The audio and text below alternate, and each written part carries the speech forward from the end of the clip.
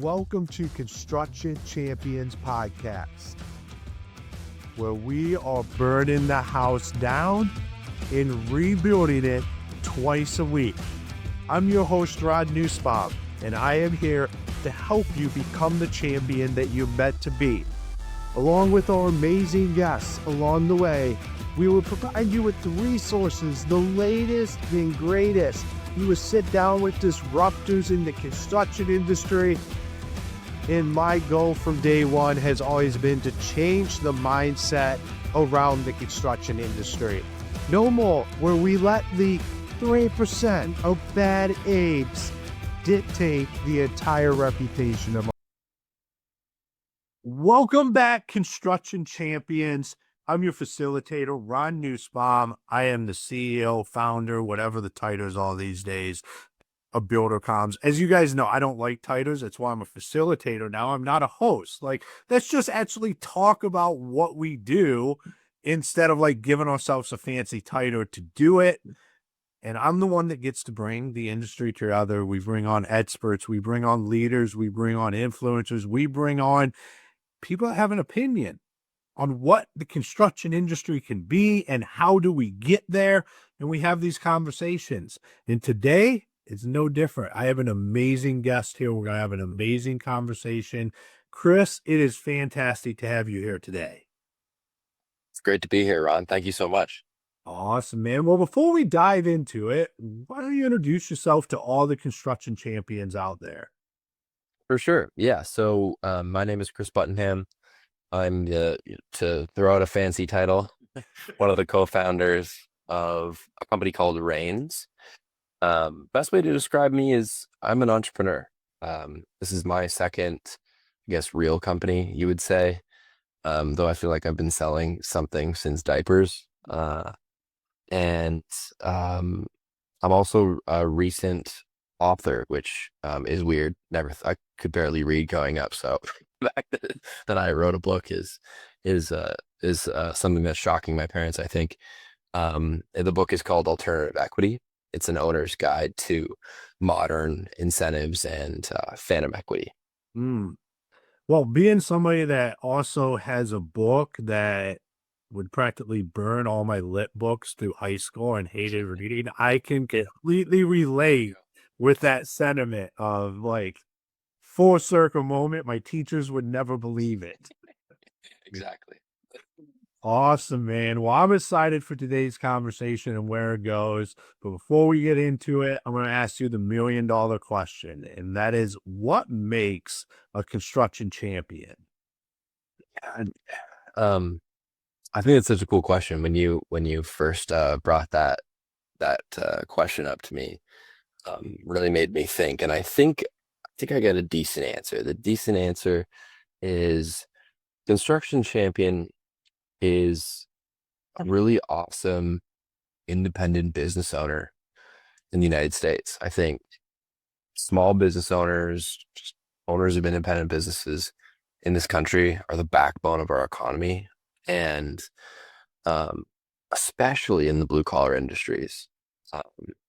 And so those folks, I spent a lot of time thinking about how to help them and what can we do to lift them up to fight against big business, private equity, and the likes, because I think they need all the help. They're the reason that, the American dream is still alive. And I think that's really what a construction champion is. I love it, because that is at the end of the day, it is these businesses that are owned by people that are, like you said, can right now, especially in the nitty gritty of it, are not just competing against big corporations, but the move of private equity into this world. I think we're getting ready to see an extensive amount of consolidation, because we're one of the only industries that have never really experienced a holistic consolidation of the industry. And it makes it really hard for people to compete. And how does that legacy and trajectory of what the actual construction business owners of the last 20, 30, 50 years what does that even look like in the future? It really gets you thinking. Exactly. And maybe that's a good segue. So, to elaborate on my background, I had a company previous to Reins. It was a company called Obi. It was an AI productivity software company. And we ended up, my co-founder and I sold that in 2021. And we always knew we were going to start another company.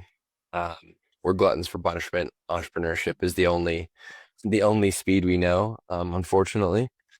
And we thought long and hard about what problem we wanted to sink our teeth into, Ron. And I actually come by sort of the blue collar industries. Honestly, my old man's a contractor, and I worked for him for a little bit out of college.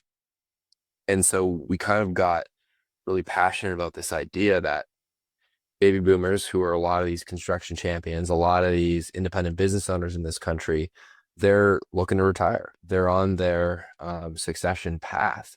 And over the next 5 to 10 years, those baby boomers are passing down an enormous amount of wealth and businesses that need uh, new leaders and uh, a path to continuing to serve their communities and their local economies. And so we um, we saw a real need where, just like my dad, uh, he has struggled with incentivizing some of those key employees in the business to start to let him step out of the business, right? Start to not, maybe not ready to retire, but doesn't want to be on a ladder at 5 p.m. on a Friday. And really wants the employees, at least the key folks in the business, to think about, the legacy of that business and give them some skin in the game. And so I watched him struggle with that, and that was really the inspiration behind Reins. Mm, I love it because what you're talking about is something that will why you have a lot of consolidation happening is because Exactly. this has been an afterthought. Like how I mean, it's sad to say, like I watch guys just close shop because they Exactly. I think about it. And I know you're not talking about performance pay, you're talking about how do you actually incentivize ownership in the company and create a position where you can start to transition out. I mean, I'm familiar with some of this. I don't know if all listeners are. Can you kind of break that down so they at least have a fundamental understanding of what we're talking about here? Yeah, 100%. So, I guess a little bit more background. So, the reason we wrote the book was to try and democratize this information that really has been consolidated, if you will, in the hands of private equity and big business and not really accessible to the independent business owner. And this concept of alternative equity basically is a toolbox of incentives that independent businesses can use to, again, sort of align the employees in the business to start thinking about um, thinking more long term, right? Taking more risks, thinking about the higher level goals of the business rather than just the next paycheck. And the reason that's been difficult up until this point is equity and profit sharing and things like this is just so difficult. There's a lot of moving parts, a lot of complexity, that of course the big companies had access to the fancy lawyers and the big budgets to be able to figure out, but never for the independent business. So it helps you in the short term get to where you need to be. Maybe that's just to increase your bottom line or get this next milestone, or maybe do an acquisition of yourself. But it also is the initial steps of potentially exiting that business. If you do want to exit that business in 3 to 5 years, you start by giving some of those key folks some skin in the game, a piece of the action, and that incentivizes them to get you to that goal with you, right? And whether it's for them to eventually take it over, or whether it's, and look, I'm not completely anti PE. Like that is a liquidity opportunity, and a lot of people who've been building a business for 20, 30 years and they just, they're ready to go out to pasture. What a great opportunity to have a comfortable retirement for something they worked really hard with. But that is just a liquidity opportunity for those businesses. I don't want it to be the only liquidity opportunity. So by starting to give some of the key employees skin in the game, you open up the door of possibilities of how you may pass that business off to potentially the next generation. Yeah, absolutely. And I think one of the reasons that you see consolidation is because the barrier to entry is really low. And when we're looking at our key players, a lot of times they don't necessarily want to be entrepreneurs. They don't want to be business owners, but they kind of feel like they're cornered in. They're really good at what they do, but they're maxed out. And it's like you're now at risk of losing a key player because like you can't pay them anymore and there has to be some other benefits. And what they're really looking for is that stake in the game. Like they love you. They love what they do. They don't want to go do it themselves because they aren't a glutton for punishment, but Yeah. they just feel like they're like, as somebody that came up through the industry, I've watched this happen time and time again where like they feel like it's their only option if they want more is to just go out and become a competitor, have their own business when there are always business owners can give people that ability to have some skin in the game and not like you said is before it's like how much do you want to spend on lawyers and all of this stuff and the paperwork and what does that look like, and now there's options where it doesn't look like that and you can save people from not just themselves but from leaving your business. Yes. I mean, I can't tell you how many times I've talked to contractors that lose, their right hand man for a few extra dollars more per hour, just because they weren't proactive in trying to give them something unique, give them um, a future, let them see that there's a future with this company. And so you completely resonate with what you're saying. Mm. Yeah, and it's why we have so many chucks in the truck or Yes, exactly. like because people just look at it as there's just not anything left here for me. Like I'm a master at my craft, and I think it's what leads to some of the reputations and stuff around the construction industry because we get so many people that don't want to be they want to have some kind of stake in the company that they work for. They don't really want to own a business, and that's where all this disconnect happens in the construction industry is like if there was a way, which from our conversation here, like there is a way to help give them that without them just going out there and being a lone wolf all by themselves, which is not even what excites them. Exactly. So, well, when I talk about alternative equity, that means there must be traditional equity, right? So I completely agree with you. And to be honest, Ron, I think before starting Reins, I don't know that I knew this. I don't know that I had the same conclusion you did, but now I certainly do on the other side is, yeah, you're right. Most of those key folks, they don't want to start their own thing. If they did, they probably would, right? But sometimes they're forced to.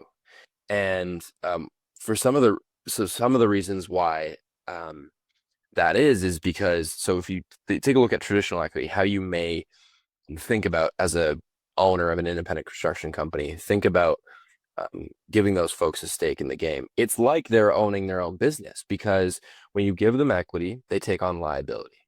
They don't want the liability. They don't know what that means, right? And like owners are, who are listening to this are laughing to me. Get it? I get it. I'm a business owner myself. Like, I'd love for all the employees to take on the same liability as me, but that's just not just people that have different risk profiles. So that's not what an employee is. You can't expect that of them. But so taking on the liability, or what about the tax bill? You've got a $5 million construction company and you give someone traditional equity, well, they just got a tax bill and no cash to pay it, right? Let alone all of the complexity in the paperwork and the legal requirements to set something like that up. So then when you look at what we're making accessible, alternative equity, essentially what it is they're fancy bonuses. They give a promise for a future cash bonus linked to the value of the company's equity. So usually that means you give someone 10%, just for simplicity's sake, then they will get 10% of a future sale or liquidity event of that business. You often have restrictions on that, meaning they have to earn it over time. There may be KPIs involved in order for them to earn it. And you may want them to get paid in a different way. Maybe you don't want to sell. That's great. Stay independent.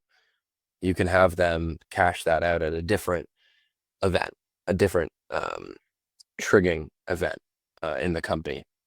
But again, all with the goal of getting them to be aligned with the company goals, think a little bit more like an owner, take a little bit more risk, think beyond the next paycheck, um, and do it, without the traditional headaches and complexities of actually being an owner. Yeah, being on the cap table. That's right. So this is all pretty new to me, at least. I don't know how long. How has all this come about, or I guess better yet, like how did you stumble down the road of Yeah. this knowledge of how to Yeah. do this? Yeah, it's funny. So it was very much like from first principles, we discovered the solution to this problem. We, like I said, originally just looking at the opportunity of those baby boomers transferring the businesses over, we didn't really know what what a solution in that realm could be. Initially, was it, oh, do we help them sell the business? Like, there's a lot of friction in, business brokers and things like that today. But turns out wasn't the business for us. Started talking to these business owners and they told us, yeah, but forget selling the business. I'm having a hard time retaining really good people. And that's really what's, you know, allows me to play golf with my son on at 2 p.m. or it's what allows me to feel comfortable that we're going to get to the exit in 3 years. It's like, okay, that's interesting. And there was one business owner I spoke to, and he was trying to give his GM a piece of the company. He's like, but Chris, he can't afford the tax. Like, Mm. I don't know how to do it. And so I was like, stop. Let me just look into it. And long story short, I've told this story a couple times, but we actually first found a lawyer on Reddit, and he was talking about this idea of what's called phantom stock, um, which is a form of what's called non-qualified deferred compensation. Again, all that means this is a fancy bonus that fits in a very, very well-defined corner of the tax code that absolves it from the issues of traditional equity. And I was like, well, okay, well, how are people getting this done? Well, they go to an attorney, they spend $20,000, $30,000. If they're not, it's probably a really scary set of documentation. Um, and it's just very analog. You go through that whole process, you give it to the key employee, and then it just sits there, collects dust, never be, filed away in a filing cabinet, never to be thought of again. And we wondered if, taking a page off, I heard you said cap table. So taking a page off a world that we know very well, technology. You may know this like I do, Ron. Any technology company you join, almost, you get stock options, and the cap table is managed within a software. I thought, oh, that's an interesting opportunity. What if we digitized this? But it's so much more than digitizing it. It's how do we elevate the goals that may be attached to those incentives for those key employees? Because ultimately that's what you're doing when you grant an incentive. Then you give equity, or you give a share of the profits, or you give a bonus. What are you trying to do? You're trying to elicit a behavioral change. The only way you can do that is if you clearly communicate the goals of the business and or the goals that you're trying to achieve from that individual by way of the incentive. And so really that is sort of the technology solution that we created is, well, we can make the whole lawyer thing really easy. It's kind of like trust and will, if you're familiar with that firm. Instead of going to an estate planning attorney, you just go online, you get a will for $500 and you click a few buttons and you're done. Similarly, we do that for phantom equity profit sharing. But the real value is elevating those business goals for the employees, so that they know where to aim, and then everyone wins. Yeah, so that's the where the magic happens is you have this clear here's what's happening, but here's what's required. Like anytime you talk about like vesting or KPI or all of this stuff that can be tied to it, like you said, it becomes it's a trackable metric if you're tracking it, but it's just kind of there. It's like there's no real way to just be able to say this is where I'm at on this journey, Exactly. Cleaver, to have this. So that is where the magic in what you do happens is you provide them with a way to leverage like this phantom equity that you're giving the construction business a way to leverage that to actually get the results they want. Yes, exactly. And if your audience is familiar with Tommy Mello, I know home services construction, not exactly one to one, but he famously used phantom equity to make, hundreds of millionaires, or whatever his mantra there was. It's an effective incentive to get your key team towards a goal. And he also famously spent roughly $300,000 on that plan. Only for that paper again to sit and collect dust in a filing cabinet somewhere. So I'd also say that I hate it sounding like a sales pitch. One of the reasons we wrote the book is to democratize this and make it accessible. Like, I think the hardest job we have at Reins is just educating folks. It is a foreign concept to most. It can be complicated, unfortunately, and so the book tries to demystify that. And your audience can go on our website, myreins.com, and they can get a free copy. Just educate themselves. Like, it's something they can do themselves if they wish. Yeah, So I just like to say that. yeah, that's awesome. And with Tommy's been on, I've gotten to know him. Amazing, like everything that he has done and leveraged Yes. it. And I think like what you're saying is because in construction, especially when you have software, being that I came from the industry, I now have software.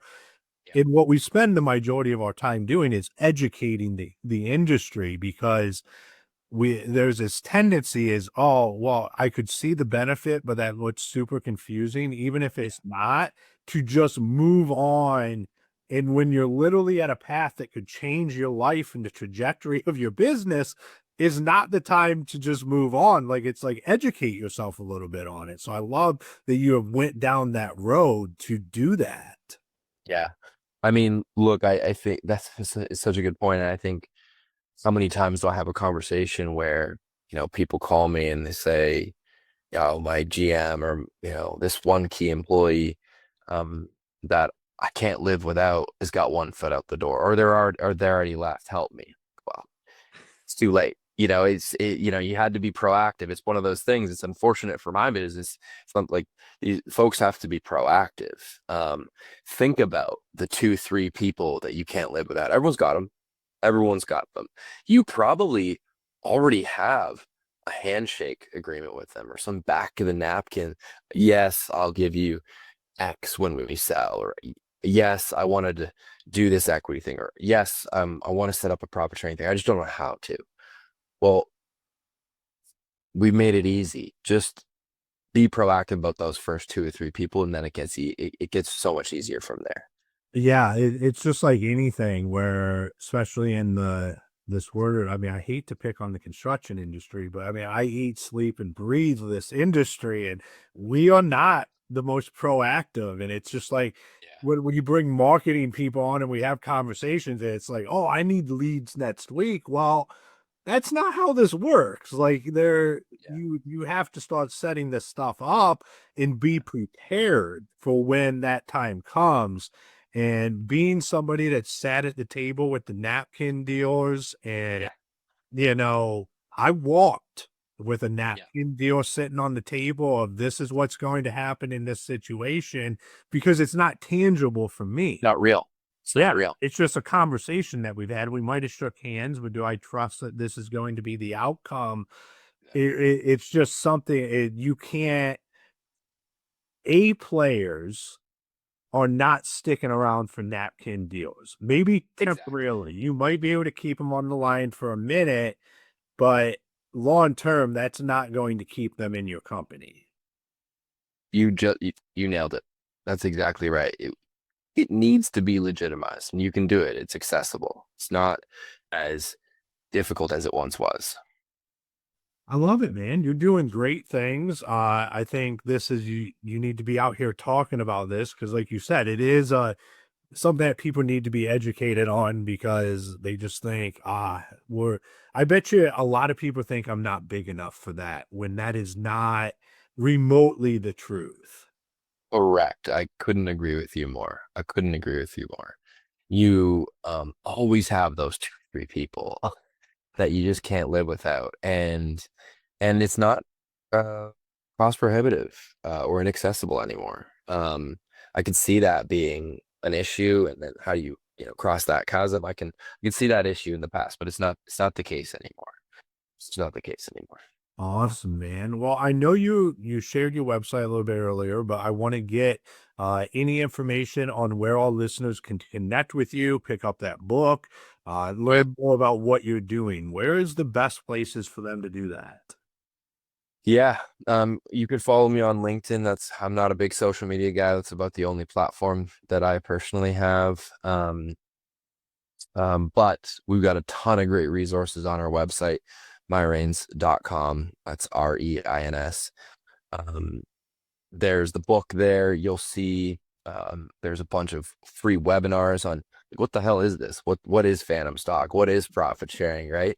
Um, there's a lot of great articles specific to blue collar on how people have set this up. We've got templates just to inspire folks of like, okay, I get the concept, but like how might this work for my company? We can show you like, oh, you're a 10 person, $2 million company. Here's what you might do. You're a 50 person, $8 million company. Here's what you might do, et cetera, et cetera. So there's a lot of great free resources on there. I just encourage folks to take advantage of them. Awesome, man. Well, Chris, thank you for taking the time and being on the show today. Thanks for having me, Ron. Really appreciate the opportunity. Awesome. All right, construction champions, another episode in the bag. And I love this one because we're talking about something that probably before you hit play, you might have heard in passing or have thought about like if I could do that. And the great thing is we talk about it on here all the time is that technology is finally catching up with what we would like it to actually do instead of just doing stuff we don't care that it does. And I think, I love free resources for all listeners. Go check them out. Learn more about this because, like I had referenced earlier, and Chris talked about, this is something that I think we generally look at as, oh, the big dogs do that, or my big competitor, they're the ones that offer that kind of stuff. And I would call BS just because, like Chris alluded to, every pre whatever startup in the technology world is giving away equity as part of their comp plans. It can't be that. It's not just for the big players. This can be for the mom and pop, somebody that's worked the last 20, 30 years, and they're looking at what does this look like in the future. And I'm sure as you dive into it, it can become not just about how do you keep key players in, but how do you transition to even other family members and stuff? Because one of the things Chris brought up is that tax burden that starts to happen as you transition this stuff. And this can position you in a way where, no, I'm not an accountant, I'm not a CPS, I'm not a tax pro, but there becomes benefits of doing this way. And it's definitely something I would recommend looking into. like I say, 99% of you ain't going to do anything. I'm talking to the 1% that's actually going to do something. I'm hoping to get that to 10% one day, but like that's just how podcasts work. But now the seeds planted is that the barrier to entry on this is a lot lower than you thought. So go check it out. Go to myreins.com and look at the free resources because like I said, education is very important. And even if you don't think you're ready, I think it's something that you should start to look at from an educational perspective because your competition, it's probably looking at doing this. If they are owned by anybody other than the guy you get coffee with down the road every morning as you guys head out, they are definitely doing stuff like this. And, big players in the industry have done this for years and have led to billions of dollars of net worth and revenue share and all kinds of stuff. So now's the time. Go take a look at it. Construction champions. Until next time, go be the champion you're meant to be.